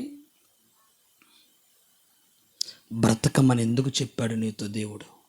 ఏదో కారణం ఉంటుంది కదండి, ఏదో ఒకటి కారణం ఉంటుంది. బ్రతికించుకోవాలని ఎందుకు ప్రయత్నం చేస్తున్నాడు? ఈ మధ్యకాలంలో ఇల్లెందు ప్రాంతం నుంచి మంగళగూడానికి వెళుతున్నటువంటి మా ఊరు ఒక అబ్బాయి అత్తగారింటికి వచ్చి వెళ్ళిపోతున్నాడండి. ఏమో కోపం పిల్లగాడికి. బైక్ వేసుకొని పోతుంటే బైక్ స్కిడ్ అయిపోయి జారి కింద పడ్డాడు. తలకాయ పగిలిపోయిందండి, ఈ నుంచి ఎలా పగిలిపోయింది. ఎప్పుడైనా ఈరోజు మంగళగూడెం వస్తారండి చూపెడతాను, మా ఇంటికి దొరికిన వాళ్ళ ఇల్లు. ఈ తలకాయ ఇదంతా చుట్టుపోయిపోయిందండి, చుట్టూ లోనికి వెళ్ళిపోయింది. మన తెపాల కనుక కొడితే ఎలా అయితే చుట్టపోయింది అలా. ఈ కిమ్స్ హాస్పిటల్కి వేరే హాస్పిటల్కి తీసుకెళ్తే భర్త కూడా చచ్చిపోతాడు. హైదరాబాద్ తీసుకెళ్ళానంటే హైదరాబాద్ పోయేలోపు కూడా పోతాడంటే అలా ఉండే ఆ పరిస్థితి. అప్పుడు కిమ్స్ హాస్పిటల్లో చేర్పించారు. ఆయన కూడా నేను వైద్యం చేయని ఏమైతే తెలియదు, మళ్ళీ ఏదన్నా మీరు నా హాస్పిటల్ మీద దాడి చేస్తారని అంటే ఇలా బతిలాడి పొంగులేటి శ్రీనివాసరావు గారి చేత ఫోన్ చేయించి హాస్పిటల్లో జాయిన్ చేసి ఆపరేషన్ చేశారు. ఏమండి నిజంగా ఆలోచించండి, ఎందుకు లక్షల రూపాయలు ఖర్చు పెట్టి బ్రతికించుకుంది వాళ్ళ నాన్న చచ్చిపోయాడు. ఎందుకు అమ్మమ్మ బ్రతికించుకుంటున్నావు? చచ్చిపోయేవాడు కదా, ఎందుకు ఖర్చు పెడతావు అన్నారనుకోండి. ఆడ కొడుకండి, ఆడి ముందు ఎంత ఆస్తి ఉంటే ఏంటి చెప్పండి? వాడి ముందు ఎంత ఆస్తి ఉంటే ఏంటి, ఎంత పొలాలు ఉంటేంటి, ఎంత డబ్బు ఉంటేంటి, వాడే లేనప్పుడు నాకేం సంతోషం అని అంటారే. మరి నీ దేవుడు అండా? నిన్నెందుకు బ్రతికించాలనుకున్నాడంటే మీరేనండి ఆయన ఆస్తి, మీరేనండి ఆయన సర్వస్వం. మీరు ఆయన కావాలని ఒక ప్రత్యేకంగా మీ దగ్గరికి వచ్చి తల్లి గర్భంలో నుంచి నిన్ను రూపించుకుంటూ సహాయం చేసుకుంటూ కాపాడుకుంటూ వస్తుంటే ఆ దేవుడు గురించి నీకు తెలియదని ఎవరైనా చెప్పడానికి వస్తే నేనెందుకు నమ్మాలంటారేంటండి దేవుణ్ణి? ఎంత విచిత్రం అనిపించట్లేదు చెప్పండి. నిన్ను నమ్మకపోతేనే తట్టుకోలేవే, నీ భర్త నమ్మకపోతేనే ఊరుకోవే, కేసు పెట్టేస్తావే. నీ భార్యను భర్తను నమ్మకపోతే ఊరుకోరే, మీరు పెద్ద మనుషులలో పెట్టి పంచాయతీలలో పెట్టేస్తారే.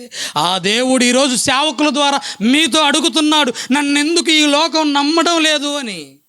నేనేం చేయలేదు వాళ్ళకి చెప్పండి.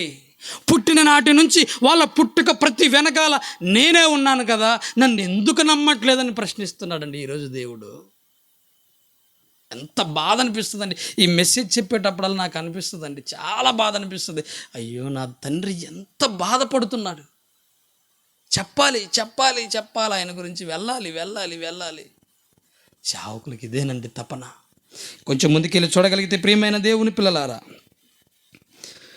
చూడండి, ఇంకా కొంచెం ముందుకెళ్ళి చూడగలిగితే అండి ఏమంటున్నాడు? ఎజికేలు గ్రంథం 16:4 మనం చదువుకున్నాం కదా, మరొకసారి చదువుకుందాం. అది నీ జనన విధము చూడగా నీవు పుట్టిన నాడు నీ నాభి సూత్రము కోయబడలేదు, శుభ్రమగుటకు నువ్వు నీళ్లతో కడగబడను లేదు. వారు నీకు ఉప్పు రాయకపోయిరి, ఆ వాసన నుంచి నిన్ను తొలగించడానికి బట్ట చుట్టకపోయిరి. ఈ పనులలో ఒకటైనా నీకు చేయవలనని ఎవరునూ కటాక్షింపలేదు. నీ యందు జాలి పడిన వాడు ఒకడును లేకపోయిను. నీవు పుట్టిన నాడే బయట నేలను పారవేయబడి చూడడానికి అసహ్యంగా ఉంటివి. అయితే నేనే వచ్చాను, రక్తంలో పొర్లుచున్న, డెలివరీ అయిన తర్వాత రక్తంలో పొర్లుచున్న నిన్ను చూచి, నీ రక్తంలో పొర్లి ఉన్న నిన్ను చూచి నువ్వు బ్రతకాలి అని చెప్పానమ్మా అని అంటున్నాడు ఆయన. నేను సహాయం చేశాను, నన్ను ఎందుకు నమ్మట్లేదు? నమ్మకపోతే ఊరుకోడండి ఆయన. అడుగుతాడు, ఇప్పుడు అడగడు, ఇప్పుడు చెప్పిస్తాడు. నువ్వు మారేంత వరకు, నీ జీవితం ఆయుష్కాలం అయిపోయేంత వరకు సేవకుల ద్వారా చెప్పిస్తుంటాడు. చెప్పండి, దుష్టుల మరణం నొందుట చేత నాకు ఇష్టం లేదు, వెళ్ళి చెప్పండి చెప్పండి చెప్పండి చెప్పండి అని. నీ మరణ దినం రోజు ఆయన నిలబడతాడు నీ ఎదురుగా. నన్ను నమ్మలేదు కదా, ఇన్నిచ్చినా నన్ను నమ్మలేదు కదా, ఇంతమంది సేవకుల ద్వారా చెప్పించినా నువ్వు నమ్మలేదు కదా, ఇంత పెట్టుబడి పెట్టి ప్రకృతిని పెట్టి నీ కాళ్ళ కింద పెట్టిన నువ్వు నన్ను నమ్మలేదు కదా, నా ముఖం చూసి అర్హత కూడా నీకు లేదని పాతాళంలో నెట్టేస్తాడండి ఆయన. నిజం. ఇంకొక మాటను మనం చూడగలిగితే ప్రియమైన దేవుని పిల్లారా, ముగింపులోనికి వెళ్ళిపోదాం. అవండి, కీర్తనల గ్రంథాన్ని మరొకసారి చూడగలిగితే ప్రియమైన దేవుని పిల్లలారా, కీర్తనల గ్రంథము 104వ కీర్తన 14వ వచనం. ఏమండి, పుట్టిన మనిషికి ఏం కావాలి? పుట్టగానే మనిషికి ఏం కావాలి? ఏమండి, పుట్టిన పిల్లకి కానీ పిల్లాడికి కానీ ఏం కావాలి చెప్పండి? గట్టిగా చెప్పాలి. గాలి. అమ్మ పాల కంటే ముందు కావాల్సిందేంటి? గాలి. గాలి పీలవకపోతే శ్వాస లేదని అర్థం. అది కూడా దేవుడు ఇచ్చాడండి. గాలి ఇచ్చి తర్వాత 6 నెలల తర్వాత మనకేం చేస్తారు చెప్పండి? అన్నప్రసన్న కార్యక్రమం. ఆ రోజు గోరు ముద్దలు పెడతాం మనం. ఆ రోజు తినటం ప్రారంభించిన మనం ఆపామండి? ఆపారా? ఏమండి, ఇన్ని రోజులు తింటామండి, ఈ భోజనం వద్దు ఇక తినడానికి బంద్ చేశారు. బంద్ చేయండి. ఈరోజు న్యూస్లో వచ్చిందండి, ఉపవాసం వాళ్ళు చేద్దామని వారి దేవుడికి ఉపవాసం ఉంటున్నారట. వాళ్ళు రోజుకు ఒక ఖర్జూరమే తినాలనుకున్నారట. ఈ ఉపవాసంలో వారి భోజనం ఏంటి? రోజుకి ఒక ఖర్జూరం. ఈ సెల్లో ఉంటుంది వార్త, వేటూ న్యూస్లో వచ్చింది ఈరోజు. అలా తింటుంటే భర్త అన్నాడట, ఇలా తింటే చచ్చిపోతారని గొడవ పెట్టుకున్నాడట. అయితే మా చావేదో నువ్వు చత్తను బయటికి వెళ్ళని 2 కొడుకులు తల్లి భర్తని పంపించేశారు. ఆయన వెళ్ళి ఏదో ఒక దగ్గర ఉండిపోయాడు ఆయన. అయితే ఇలా వీళ్ళు ఈరోజు ఈ కఠినమైనటువంటి ఉపవాసం చేస్తుంటే మరి ఎన్ని రోజులైందో తెలియదు, కానీ ఇంటికి వచ్చి చూసేసరికి 2 కొడుకులు చచ్చిపోయి ఉన్నారండి. ఆ భార్య కూడా కోమాలో ఉందట. అర్జెంటుగా తీసుకెళ్ళి హాస్పిటల్కి తీసుకెళ్ళేసరికి 2 కొడుకులు చచ్చిపోయారు. ఆమె చాలా సీరియస్ కండిషన్లో ఉంది. ఏంటి అని ఆరా తీస్తే భోజనం లేక చచ్చిపోయారు. ఇంట్లో బియ్యం ఉన్నాయంటే ఉన్నాయి, కూరగాయలు ఉన్నాయంటే ఉన్నాయి, కానీ ఎందుకు వీళ్ళు ఒక ఉపవాసాన్ని ప్రకటించుకున్నారు. మరి మనకి దేవుడు అలాంటిది ఏమి భయంకరంగా ఇలా చేయండి అని చెప్పలేదు కదా. తినటం కూడా రోజు ఏం పెట్టాలి నీకని బంద్ చేయలేదు కదా, అంతే కదండి. కానీ తినటానికి ఏమి ఇచ్చాడు? ఇప్పుడు చూడండి, కీర్తన గ్రంథంలో మనం చదువుదాం. 104వ కీర్తన 14వ వచనాన్ని చూడగలిగితే, పశువులకు గడ్డిని నరుల ఉపయోగమునకు కూర మొక్కలను ఆయన మొలిపించుచున్నాడు. కూర మొక్కలను ఆయన కూర మొక్కలను ఈరోజండి బచ్చల కూర వండారు మధ్యాహ్నం, ఎంత బాగా చేశారు. ఆ కూర మొక్కలు ఎవరు చేశారు? దేవుడు. ఇదిగో మీరు మొక్కలు మొలవాలి, పిల్లలకు కావాలి ఆహారం కానివ్వండి, ఎదగండి. గోంగూర దగ్గరికి వచ్చి ఎదగండి, కొత్తిమీర దగ్గరికి వచ్చి ఎదగండి. మీరు తింటున్న ఆకుకూరలు మీ దగ్గరికి వచ్చాయంటే దేవుడికి స్తోత్రం చెప్పండి. అయా నీకు వందనాలు, ఇంత చక్కటి ఆకుకూరలను ఆహార పదార్థాలను మాకు ఇచ్చావు అని దేవుడికి స్తోత్రాలు చెప్పండి. చెప్తారా? రైతుకైనా చెప్తారా? పండించినందుకు రైతుకైనా. రేటు గోంగూర కట్ట 10 రూపాయల పక్కంటే 5 రూపాయల కింద బేరం ఆడుతుంటాం మాకు కూరగాయల వాళ్ళ దగ్గర. షాపింగ్ మాల్కి వెళ్ళండి, అలా జీవి మాల్లో ఇంకేదైనా షాపింగ్ మాల్కి వెళ్ళారనుకోండి, ఫిక్స్డ్ రేట్ రాసి ఉంటుంది. బేరం ఆడతావా? పొద్దున్నే బాగానే వచ్చావు కానీ ముందు బయటికి వెళ్ళమంటాడు అంతే. మరి కూరగాయల దగ్గర ఉదయం లేచి రాత్రి వరకు కష్టపడి నీళ్లు పెట్టి పండించి ఎండాకాలం నీళ్ళు లేక ఎన్ని తిప్పలబడి ఆకుకూరలు కూరగాయలు నీ దగ్గరకు వస్తే నువ్వేమంటావు? ఎంత రేటా? దేవుడు వెనకాల ఉండి పండిస్తున్నాడు. కష్టమైన ఆ రైతుకు బాధ అనిపించినా నీ కడుపు నింపడానికి ఆ రైతులు వెనకాల ఉండి పండిస్తున్నాడు. అంటే నేను పండించాను, నిన్ను పెంచుకుంటున్నాను, పోషించుకుంటున్నాను. ఏమండి, ఇన్ని చేస్తున్నా ఆయన నమ్ముతామా చెప్పండి? దేవుడి గురించి చెప్తామని చెప్పండి మనం సరిగా? నాకండి నేను చదువుకునేటప్పుడు మా ఇంటి పక్కన ప్రార్థన పెట్టారు. ఫస్ట్ స్టార్టింగ్లో మా పెదనాన్న వాళ్ళ ఇంట్లో ప్రార్థన పెడితే ఆయన దేవుడిని నమ్ముకోండి, దేవుడి గురించి తెలుసుకోండి అని చెప్తుంటే నేను మా అమ్మ దగ్గరికి వెళ్ళి అడిగాను, అమ్మ దేవుడిని తెలుసుకోండి, దేవుడి గురించి చెప్తున్నారని అయ్యగారు ఎవరో వచ్చి చెప్తున్నారు కదా, అసలు ఇంతకీ దేవుడు ఎవరమ్మా అని అడిగానండి. ఎవరంటే దేవుడు ఏమన్నదో తెలుసా? ఒరే దేవుడు ఎవరో నీకు తెలియదా? మా అమ్మ నాకు పెళ్లి చేసేటప్పుడు మా ఆయన చేతిలో చేయి పెట్టి పతియే ప్రత్యక్ష జయం అన్నదరా బాబు, మీ నాన్నే మనకు దేవుడు అన్నదంతే. ఎవరు ఇప్పుడు దేవుడు? ఎవరి దేవుడు ఏంట్రా? పతియే ప్రత్యక్ష దైవం అని మా అమ్మ నాకు చెప్పింది పెళ్ళిలో. మీ నాన్నేరా దేవుడు, అందుకే ఆయన మనల్ని పోషిస్తున్నాడు అని అన్నది. మా నాన్నగారి దగ్గరికి వెళ్ళాను. నాన్న దేవుడు ఎవరు నాన్న? ఇంకెవరు దేవుడు? దేవుడిని పెళ్లి చేసుకున్నావా? ఎవరు చెప్పండి? దేవుడమ్మా. అసలు దేవుణ్ణి వదిలిపెట్టి ఆ దేవుడి గురించి చెప్పమన్న ఈ మనుషులు ఏం చెప్పుకుంటున్నారంటే మీ నాన్న దేవుడు అని నాన్న గురించి అమ్మ చెప్పింది, ఆ నాన్నేమో అమ్మ గురించి దేవుడమ్మ అని ఏమైనా పరిచయం చేశాడు. ఇద్దరు తప్పే చెప్పారు. తాతల దగ్గరికి వెళ్ళిపోయాం. మా తాతను అడిగానండి, నేను ఇవన్నీ అడిగాను, అందుకే చెప్తున్నాను. తాత దేవుడు ఎవరు? ఒక అయ్యగారు వచ్చి మనూరుకు వచ్చి దేవుణ్ణి తెలుసుకోండి అని చెప్తున్నాడు. దేవుడు ఎవరు తాత అంటే, దేవుడు ఎవరైందిరా? దేవుడు ఎవరైంది? నువ్వు ఉండటానికి భూమి ఉందా? భూమి దేవుడు. నువ్వు పీల్చుకోవడానికి గాలి ఉందా? సహాయం చేస్తుందా గాలి? దేవుడు. నీళ్ళున్నాయా? నీళ్ళు దేవుడు. మా తాతకు తెలిసిన జ్ఞానం ఆయన అది చెప్తున్నాడు. ఎలా తెలుసుకోవాలి దేవుడి గురించి? ఏది నిజం? ఆలోచించుకుని బడికి వెళ్ళిన తర్వాత బడిలో కూడా అడిగానండి మా సార్ని.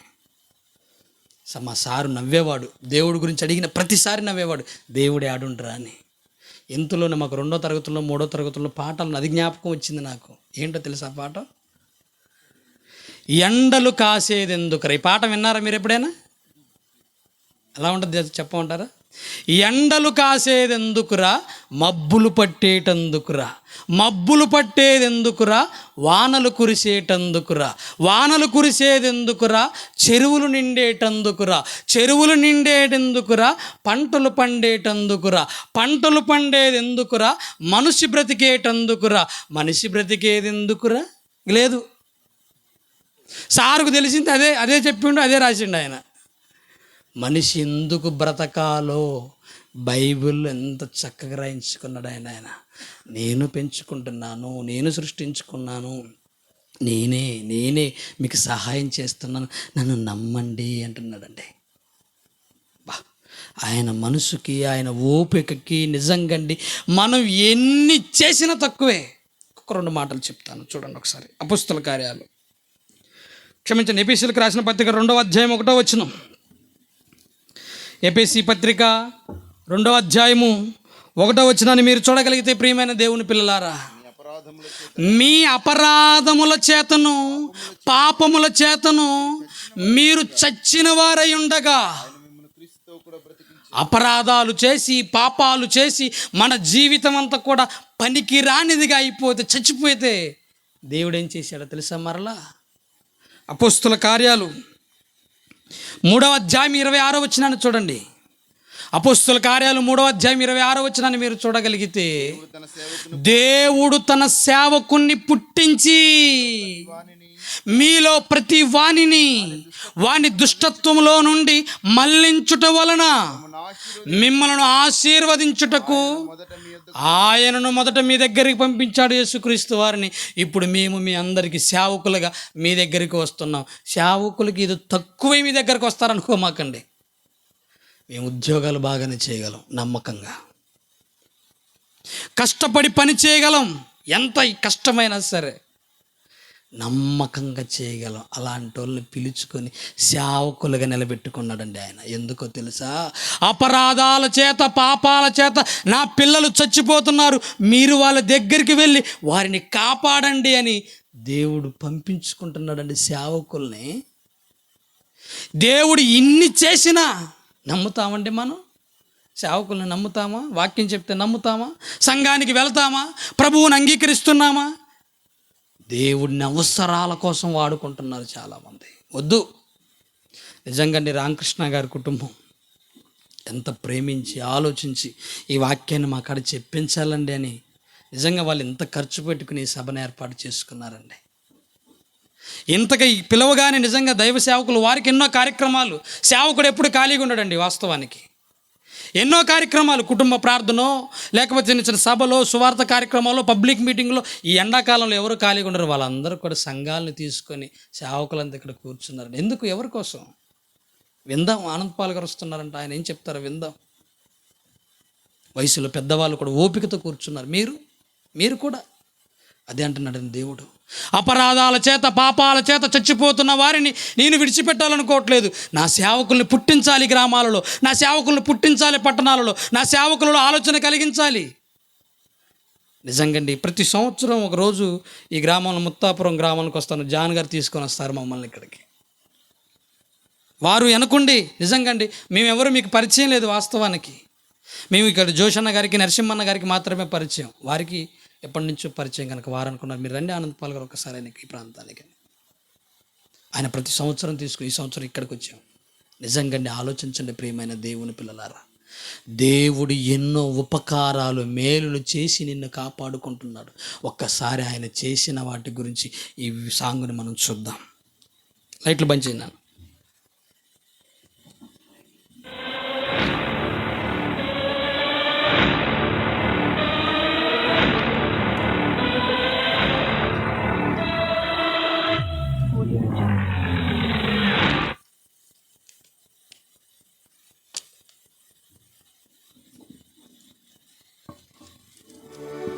ఏమి కోరగలడు ఆ దేవుడు అయినా, నీవు నమ్మనంటే కన్నీరే అతనికైనా.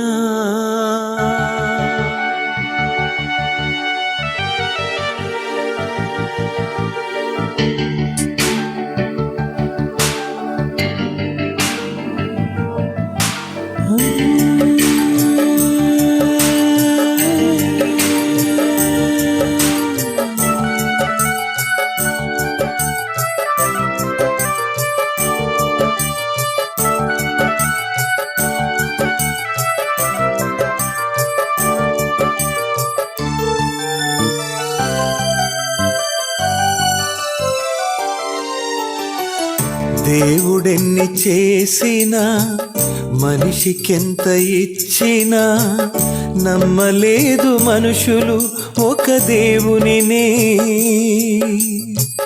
సృష్టినంత చూసినా చేసిందతనే అన్నా, నమ్మకమే లేదు తన పిల్లలకే.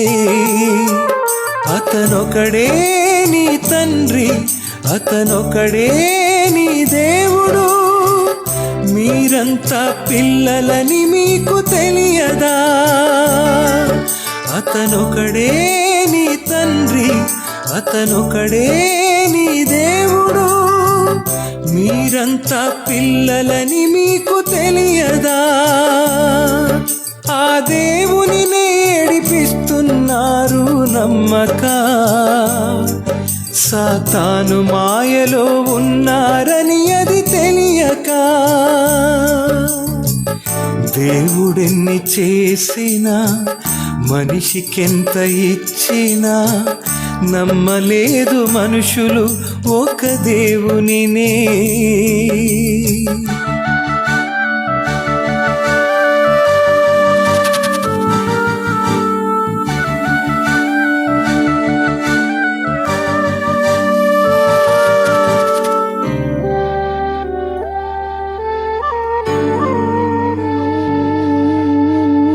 సృష్టినంత చేసి ఆకలంత తీర్చి మొదటి మనిషికే ఇచ్చింది ఎవరు? ఆదాము హవ్వలకు దేవుడొక్కడే ఉంటే మీకందరికీ ఆ దేవుడు ఎవరు?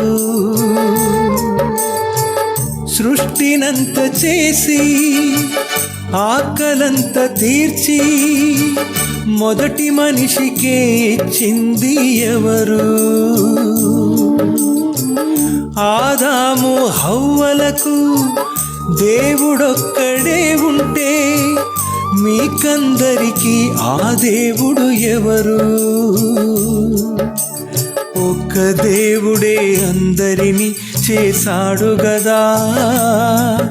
ఆదాము నుండి మీరందరూ వచ్చారు గదా. అందరికీ ఒక దేవుడని మీకు తెలియదా? ఒక కుటుంబానికే తండ్రొకడని అది తెలియదా?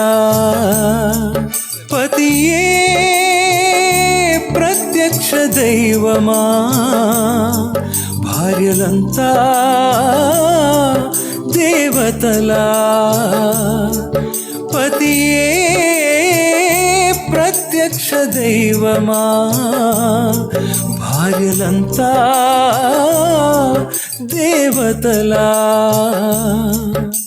నమ్మలేని మనుషులకు స్వర్గం ఇచ్చేదెలా?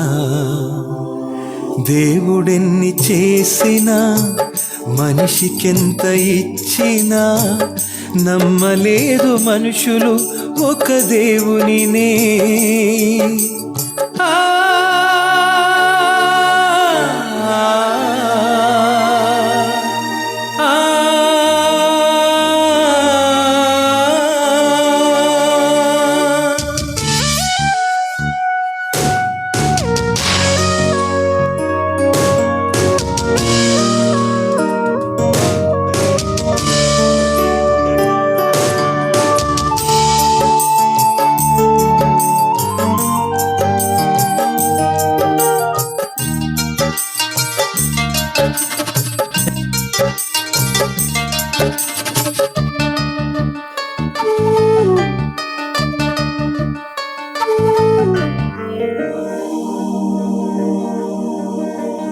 తల్లిదండ్రులే నమ్మిన దేవుని నువ్వు నమ్ముకున్నావా? ఆదామే నమ్మిన దేవుని నమ్మావా? తల్లిదండ్రులే నమ్మిన దేవుని నువ్వు నమ్ముకున్నావా? ఆదామే నమ్మిన దేవుని నమ్మావా? ఆదాము హవ్వలకు దేవుడు తండ్రే అయితే ఆ దేవుడే దేవుడని నమ్మలేవా? ఆదాము హవ్వలకు దేవుడు తండ్రే అయితే ఆ దేవుడే దేవుడని నమ్మలేవా? ఒక దేవుడే అందరినీ చేశాడు గదా. ఆదాము నుండి మీరందరూ వచ్చారు గదా. అందరికీ ఒక దేవుడని మీకు తెలియదా? ఒక కుటుంబానికే తండ్రొకడని అది తెలియదా? పతియే ప్రత్యక్ష దైవమా, భార్యలంతా దేవతలా, పతియే ప్రత్యక్ష దైవమా. భార్యలంతా దేవతలా, నీ కన్న తండ్రినే లేడంటే నిన్ను నమ్మించడమే ఎలా. దేవుడెన్ని చేసినా మనిషికెంత ఇచ్చినా నమ్మలేదు మనుషులు ఒక దేవునినే.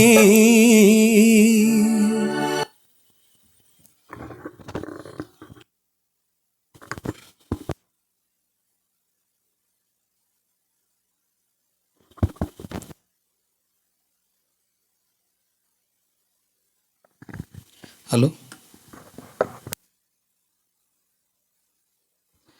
భయపడమాకండి, మైక్ మార్చారని ముగించేస్తాను. చూశారు కదండి, దేవుడి గురించి చెప్పాలి, దేవుడి గురించి తెలిసిన వారు తెలియని వారికి తెలియచేయాలి.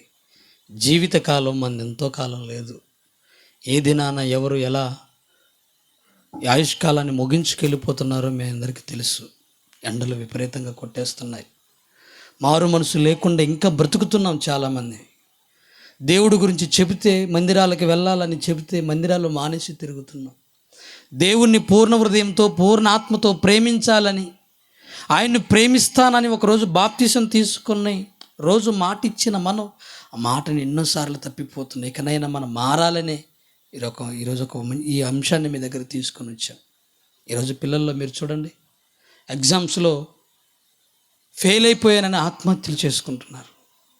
ఎగ్జామ్స్లో అండి, మా ముదిగొండ ప్రాంతంలో ఒక బాబు ఒక పాప అయితే ఈ మధ్యకాలంలో వాళ్ళ ఇంటి చిన్న ఫంక్షన్ చేశారు. మ్యారేజ్ ఫంక్షన్ చేస్తే ఎంతో గొప్పగా ఘనంగా చేశాడు ఆ తండ్రి. ఎంత అంటే నిజంగా చాలా డబ్బులు ఖర్చు పెట్టి ఇంటర్మీడియట్లో ఫెయిల్ అయిపోయిందని ఊరేసుకుని చచ్చిపోయిందండి. ఇలా మీరు చూస్తే ఎగ్జామ్ రిజల్ట్ వచ్చిన కానుంచి ఏదో ఒక మారుమూల ప్రాంతాల్లో పట్టణాలలో ఊరేసుకొని చచ్చిపోతున్నారు చాలామంది. కేవలం చదువు ఒకటే దేవుడని చెప్పమాకండి. చదువు ఒక భాగమే కావాలి మనలో. ఆ చదువు కాకపోతే ఇంకో రంగంలో రాణించగలం. చదువులో ఉద్యోగం సాధించకపోవచ్చు, మరొక రంగంలో కావాలి. ప్రపంచానికి నువ్వు అవసరం కావాలని దేవుడు కోరుకున్నాడు. నువ్వు ఎలాగైనా సరే ఒక నీతిమంతుడిగా నీతిగా బ్రతుకుతూ ఏ పని చేసినా పర్వాలేదండి. దేవుని నమ్మక లోకంలో ఇష్టానుసారంగా బ్రతికి చెడిపోయి చచ్చిపోతే సుఖమే ఉంది చెప్పండి. నరకానికి వెళ్ళిపోతావు. నువ్వు కావాలని బ్రతకమని దేవుడు నీతో చెప్పిన కనుక మీరు ఖచ్చితంగా బ్రతకాలి దేవుడి కోసం. అందుకే ఈ మాటలు, సమయం చాలా అయిపోతుంది కనుక ముగించుకుందాం. కళ్ళు మూసుకుని ప్రార్థన చేసుకుందాం. మహాపరిశుద్ధుడా, మహాఘనత వహించిన మా తండ్రి, మీ ప్రియమైన పిల్లలకు మీ మాటలు తెలియపరిచాను. ఓపికతో చాలామంది కూర్చున్నారు వినాలని. మీ మాటలు తెలియపరిచాను తండ్రి. కొందరైనా ఆలోచిస్తారని అయా, ఈ సభలో పాల్గొన్న ప్రతి కుమారుని కుమార్తెని జ్ఞాపకం తెచ్చుకోండి. దైవ సేవకుల్ని వారి పరిచర్యను జ్ఞాపకం తెచ్చుకోండి. మరి ముఖ్యంగా ఈ మీటింగ్ని ఏర్పాటు చేయాలని ఆశ కలిగినటువంటి రామకృష్ణ గారి కుటుంబాన్ని మీరు జ్ఞాపకం తెచ్చుకోండి. వారి గర్భఫలాలని దీవించండి. వారి వెనకాల ఉండి నడిపించినటువంటి తండ్రి జాన్ గారిని, వారి కుటుంబాన్ని జ్ఞాపకం తెచ్చుకొని దీవించండి. మాకు ఈ ప్రాంతంలో ఎంత సహాయాన్ని చేసినటువంటి ప్రేమకుమారిని గారిని జ్ఞాపకం తెచ్చుకోండి. అయా, మా కళాశాల తరపున, మా యూనివర్సిటీ తరపున మాతో పాటు ఈ ప్రాంగణంలో కూర్చున్న జోషి గారిని, వారి పరిచర్యను దీవించండి. నరసింహ గారిని వారి పరిచర్యను దీవించమని అడుగుచున్నాం. అయా, అందరూ సేవకులు, వయసులో పెద్దవారు,